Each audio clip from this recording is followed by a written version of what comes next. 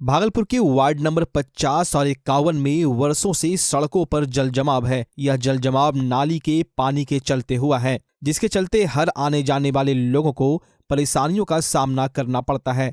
ना तो लोग एक तरफ से दूसरी तरफ आ सकते हैं और ना ही जा सकते हैं, लेकिन प्रशासन व नगर निगम का इस पर कोई ध्यान नहीं है। इस खबर को मीडिया में प्रमुखता से दिखाया गया था, जिसके बाद भागलपुर की मेयर डॉक्टर वसुंधरा लाल और deputy mayor doctor Salauddin Ahsan ने पदभार ग्रहण करने के बाद इस पर संज्ञान लेते हुए आज इसका निरीक्षण किया और जल्द ही इस पर काम करने की बात कही। उन्होंने कहा कि सिर्फ नाले की उड़ाई करने से इसका समाधान नहीं होगा, बल्कि इस पर जल्द ठोस कदम लिया जाएगा, जिससे यहाँ के रहने वाले लोगों को आगे भी किसी तरह की परेशानी न हो। हाँ, आके निरीक्षण किए कि कहाँ पर मेन प्रॉब्लम कहाँ है, बेसिक प्रॉब्लम कहाँ है, जहाँ से ये समस्या उत्पन्न होती है। तो वो समझ में आ गया कि जहाँ मेन जगह है, जहाँ वो क्लियर रहना चाहिए, वो पूरा क्लियर है नहीं। जब तक वो क्लियर नहीं होगा तो वो जल जमाव की समस्या बनी रहेगी। तो वही देखने के लिए हम आए थे, वो निरीक्षण कर लिए हैं। अब इसको रखेंगे जहाँ हम नगर निगम में और लोगों के साथ मिलके बैठ के देखेंगे कि जो जहाँ से ये होना चाहिए, जहाँ पर वो क्लियर होना चाहिए, उसको ध्यान देना है मेन, तभी पीछे का वो क्लियर होगा। केवल पीछे का नाली उड़ाने से नहीं होगा, वो जहाँ निकासी का मेन पॉइंट है उसको सही करना पड़ेगा। कब तक हो जाएगा मैम? इस पर हम लोग पूरी तरह से भिड़े हुए हैं और जितना जल्द से जल्द होगा इस पर कार्रवाई होगी। गत 1 महीना पहले से एक नगर निगम के लोगों ने आके नाला साफ करने के तहत में इन्होंने हमारे पुल को डैमेज किया। इसके अंदर काफी सारी कॉलोनी के लोग जो यहाँ पे रहते हैं उनको काफी भारी मुशक्कत करना पड़ रहा है। हम लोग ने नगर निगम के लोगों को बताया कि भाई साहब ये ऐसा क्यों, तो उन्होंने कहा आज आपके वार्ड में मेयर आई थी। अब मेयर से मैं बात की तो उन्होंने आश्वासन दिया है कि आप घबराइए मत, बहुत जल्दी ही मैं इसका काम कराने के लिए तैयार हूँ। वहाँ तो होगा 30, 40, 45 साल से बेसी है और इधर छोड़ दिया है। समस्या क्या है? करने में समस्या क्या? समस्या मतलब हम लोग का सब प्रॉब्लम होता है, गाड़ी जाने में आने में, हम लोग का सामान नहीं घुसता है बगल में। अभी भागलपुर में इलेक्ट्रॉनिक, प्रिंट व वेब जर्नलिस्टों के बीच माइक्रोसॉफ्ट कंपनी के कंट्री हेड राजीव कुमार ने अपनी बात रखी। आने वाले समय में सूचना का संग्रहण, भाषाई उलझन और संपादन की प्रक्रिया को आसान बनाने के लिए ओपन के माध्यम से जीपीटी चैट तैयार किया गया है, जो समाज के हर तबके के लिए उपयोगी होगा। मौजूदा वर्ष 2023 डिजिटल दुनिया के लिए आर्टिफिशियल इंटेलिजेंस को लेकर चर्चित रहने वाला है। पारिवारिक दौरे पर भागलपुर पहुंचे माइक्रोसॉफ्ट इंडिया के एमडी राजीव कुमार ने खासकर पत्रकारों को जर्नलिस्टिक अप्रोच के नए दौर में आर्टिफिशियल इंटेलिजेंस की महत्ता की गंभीरता को बताया। दुनिया में जस्ट 1 महीने पहले एक नया टेक्नोलॉजी आया है, इसका नाम है जीपीटी चैट। आपने सुना है या नहीं सुना है? वो सारे दुनिया के सारा इंफॉर्मेशन से आर्टिफिशियल इंटेलिजेंस बना है। कंपनी का नाम है OpenAI, माइक्रोसॉफ्ट इन्वेस्ट की है और हमें भी एक ऐप बनाया है जीपीटी चैट। ये साल जो है 2023 आर्टिफिशियल इंटेलिजेंस का इन्फ्लेक्शन ईयर है, मतलब सब कुछ चेंज हो जाएगा। दुनिया में जितना भी नॉलेज था इस चैट को पता है। अगर आप पूछे भागलपुर में बेस्ट क्या है, वो बता देगा कि भागलपुर में क्या बेस्ट है। तो पूरा दुनिया, आप लोग जो भी जैसे जर्नलिस्ट है ना, आप लोगों को कोई भी इंफॉर्मेशन चाहिए, आप जाइए gptchat.com में, आपको सर्च करने की जरूरत नहीं, वो पूरा निचोड़ बता देगा आपको कि कोई इन्फॉर्मेशन चाहिए, किसी का हिस्ट्री चाहिए, किसी का इन्फॉर्मेशन चाहिए, वो सारा चीज़ आपको निष्कर्ष बता देगा। दुनिया वहाँ पहुँच गई है कि कंप्यूटर उतना सोच सकता है, उतना जान सकता है जितना कि कोई इंसान जान सकता है। पहली बार हुआ ये, पहली बार हुआ है। सो एनीवे आई थॉट मैं बता दूँ आपको कि दुनिया कहाँ जा रही है एटलीस्ट, ताकि अगर आप जब पढ़ेंगे इसके बारे में, जीपीटी 4 के बारे में सारे पूरी दुनिया में बात हो रही है। तो that I think is my new learning. ठीक है। बिहार के शिक्षा मंत्री प्रोफेसर चंद्रशेखर के द्वारा रामचरितमानस को लेकर दिए गए बयान के बाद राजनीतिक पारा लगातार चढ़ा हुआ है। जिसके बाद पूरे प्रदेश में आज बीजेपी कार्यकर्ताओं के द्वारा रामचरितमानस का पाठ किया जा रहा है। भागलपुर के लाजपत पार्क स्थित संकट हरण दरबार हनुमान मंदिर में भाजपा भागलपुर द्वारा रामचरितमानस के सुंदर कांड का पाठ सामूहिक रूप से किया गया। इसमें सभी कार्यकर्ताओं ने लय और ताल के साथ पाठ पूरा किया। इस दौरान भाजपा नेत्री और प्रदेश कार्य समिति सदस्य डॉक्टर प्रीति शेखर ने कहा कि शिक्षा मंत्री प्रोफेसर चंद्रशेखर प्रसाद के द्वारा रामचरितमानस पर विवादित बयान देकर करोड़ों हिंदू सनातनियों की भावना को आहत करने का काम किया गया है। रामचरितमानस का पाठ कर उनके आपत्तिजनक बयान का विरोध दर्ज किया गया है। समापन हनुमान चालीसा पाठ कर किया गया। अवसर पर कार्यकारी जिला अध्यक्ष संतोष कुमार, लोकसभा संयोजक शरद लालपुरिया, प्रदेश कार्य समिति सदस्य प्रीति शेखर, जिला उपाध्यक्ष श्यामल किशोर मिश्रा, विजय कुमार कुशवाहा, रोशन सिंह, जिला महामंत्री देवव्रत घोष, अभिनव कुमार, जिला मीडिया प्रभारी इंदुभूषण झा, प्यारे हिंद जिला मंत्री प्रणब दास, पृथ्वीराज, उमाशंकर, जिला प्रवक्ता राजेश टंडन के अलावे दर्जनों कार्यकर्ता मौजूद रहे।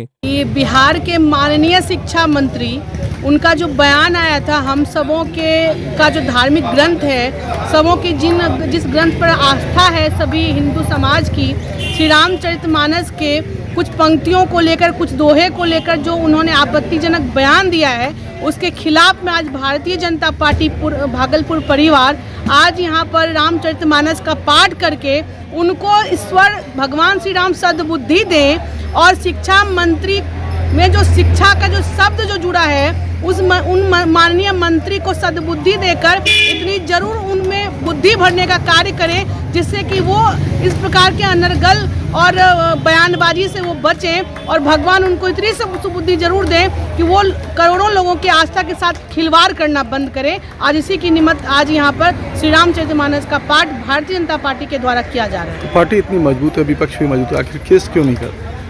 देखिए, ये तो कई जगह आप देख रहे हैं, जहाँ तक केस की बात है तो कई जगह उन लोगों ने आगे बढ़कर उनके खिलाफ मामला दर्ज कराने का प्रयास किया है। यह स्वयं सरकार को ऐसे मंत्री को अविलंब बर्खास्त करना चाहिए जिनकी की मंशा लोगों की आम भावना से खिलवाड़ करने की है। मैं आपसे पूछना चाहती हूँ, आपके माध्यम से मैं सरकार से मैं ये पूछना चाहती हूँ, क्या कोई भी व्यक्ति जो आपके एक बहुत महत्वपूर्ण पद पर बैठे हुए, क्या उनको किसने अधिकार दिया है कि वो लोगों के आस्था पर वो खिलवाड़ करे, प्रहार करे? रामचरितमानस के बारे में शिक्षा मंत्री, उनको ये नहीं मालूम है कि श्री रामचरितमानस जो रामायण हमारा जो ग्रंथ है, उस ग्रंथ में किस प्रकार से भगवान राम के महात्म्य के बारे में बताया गया है, किस प्रकार माता सीता, जो भगवान, जो लक्ष्मण उनके भाई है, उनके पूरे परिवार सबके बारे में बताया गया, किस प्रकार से राम ने रावण की लंका में जाकर उनका नाश किया।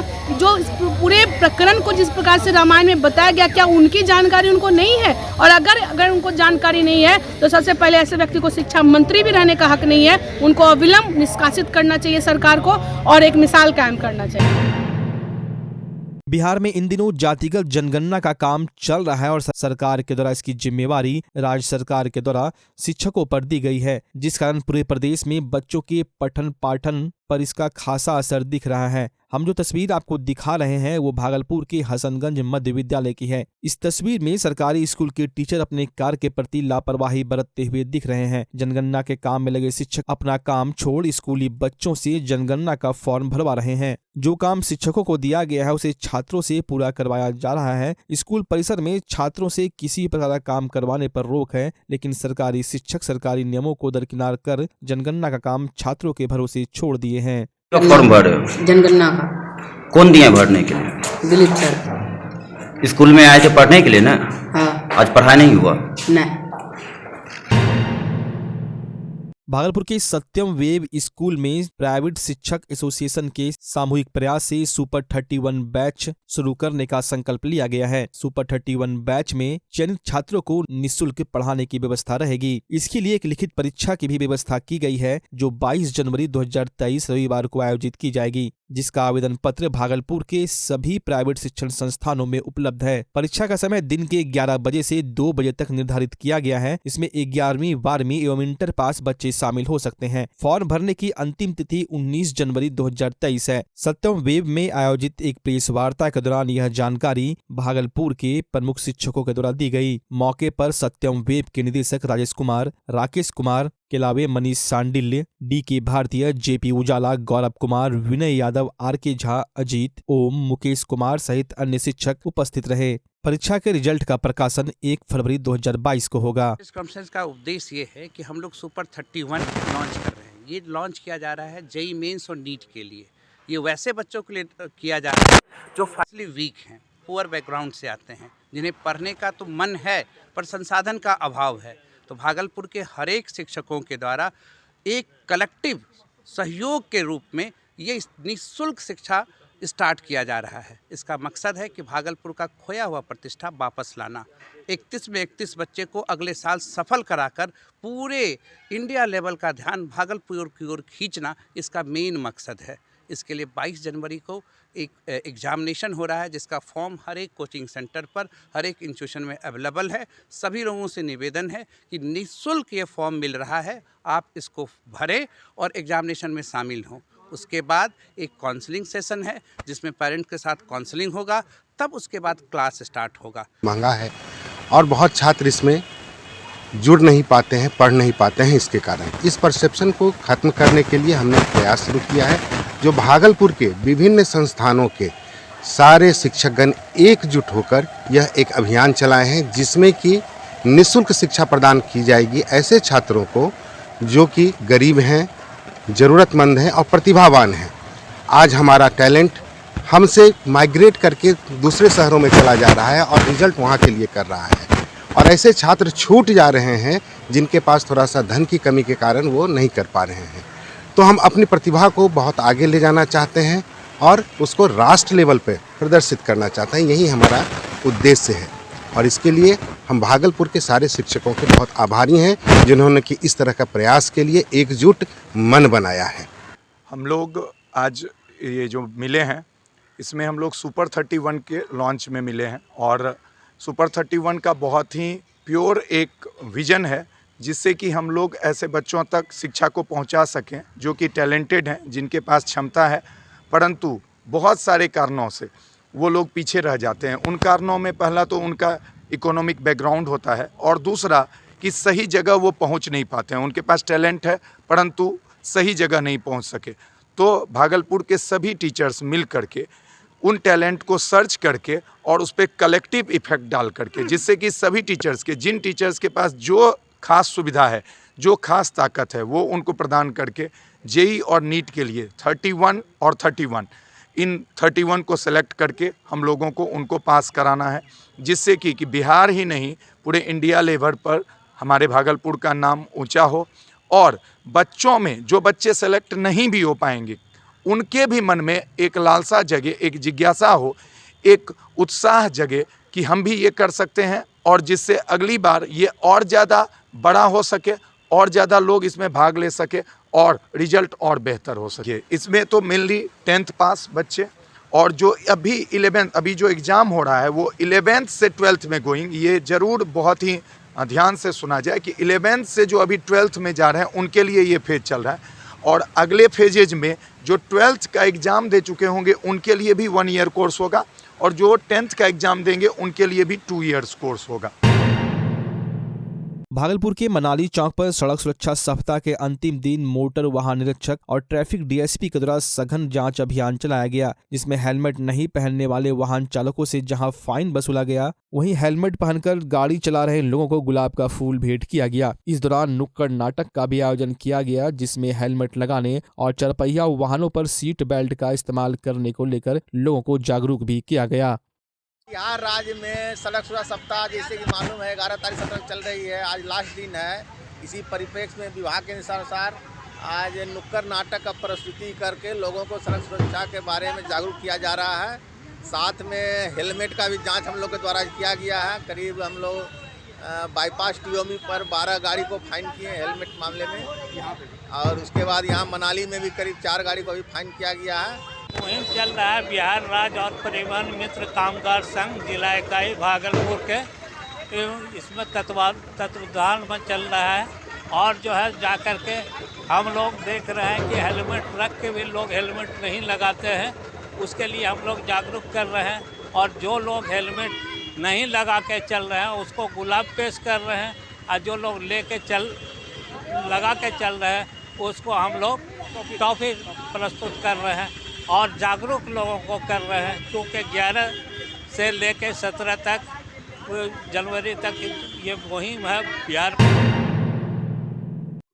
जिला पंचायत पदाधिकारी परिसर में अधिवक्ताओं के बैठने की जगह को खाली करने का आदेश अंचलाधिकारी के द्वारा तीसरी बार दिया गया है, जिसको लेकर अधिवक्ता जिलाधिकारी सुब्रत सेन से मिलने उनके कार्यालय पहुंचे। अधिवक्ताओं ने जिलाधिकारी को मेमोरेंडम दिया। अधिवक्ताओं का कहना है कि पिछले 25 वर्ष से ये लोग यहाँ पर बैठते आ रहे हैं। इन लोगों का कहना है कि अगर कोई व्यवस्था बैठने की कर दी जाए तो ये लोग खाली करने को जगह तैयार है, लेकिन अगर जगह खाली करा दिया जाता है तो ये लोग कहाँ जाएंगे। इसको लेकर आज जिलाधिकारी को ज्ञापन सौंपा है और मांग की है इस पर जल्दी कोई फैसला कर निर्णय लिया जाए। साथ ही अधिवक्ता बंधु जिलाधिकारी महोदय के पास आए हैं। हम लोग बैठते हैं इनके परिसर में, 5 घंटे हम लोग काम करते हैं, बाकी तो सेवा करते हैं जनता का हम लोग। तो हुआ ये है कि जिलाधिकारी महोदय के आदेश में ये आया है कि उस जगह सभी जितने अधिवक्ता बैठते हैं उनका स्थान खाली करा दिया जाए, जबकि हम लोग आज 25-30 साल से इस परिसर में बैठ रहे हैं।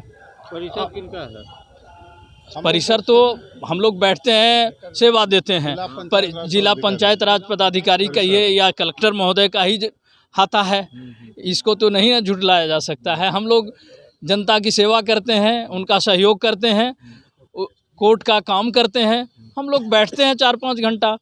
तो आदेश हो गया है जिलाधिकारी महोदय का कि आप लोग भी इसको मना अपना जो भी बनाए हैं बैठने का स्थान उसको खाली कर दें। तो हम लोग कहने आए हैं कि श्रीमान हम लोग को तो 4 घंटा है और जन सेवा हम लोग करते हैं, हम लोगों से तो आपको कोई खतरा नहीं है, कोई दिक्कतें नहीं है।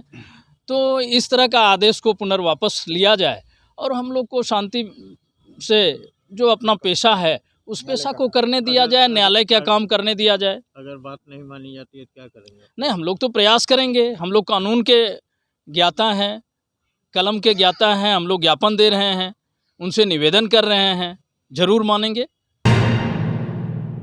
सरकार के द्वारा किसी भी काम को आसान तरीके से करने के लिए लोगों की सुविधा के लिए डिजिटलाइजेशन किया जाता है। जैसे जैसे लोग इस क्षेत्र में आगे बढ़ते जा रहे हैं वैसे वैसे लोगों की परेशानियां और बढ़ती जा रही है। दरअसल हम बात कर रहे हैं पॉस मशीन की। सभी पीडीएस डीलरों को अनाज मुहैया कराने को लेकर पॉस मशीन दिया गया है, जिसका भी आम तौर पर हमेशा लिंक फैल रहता है। इसमें धारकों को अनाज का उठाव करने में काफी परेशानी होती है। लोग सुबह और शाम डीलरों के दुकान पर चक्कर लगा रहे हैं। वहीं लाभुकों का कहना है कि डीलर के यहाँ सुबह शाम आते हैं और अनाज नहीं उठ पाता है। हम लोगों को काफी परेशानियों का सामना करना पड़ता है। सरकार द्वारा जो पॉस मशीन दिया गया है उसका सर्वर हमेशा डाउन ही रहता है, जिस कारण काफी परेशानी होती है। हम लोग अपना काम धंधा छोड़कर डीलर के पास जाते हैं और वहां पहुंचते ही डीलर का कहना होता है कि आज सर्वर डाउन हो जाने के कारण अनाज नहीं मिल पाएगा। हम लोग निराश होकर घर वापस आ जाते हैं।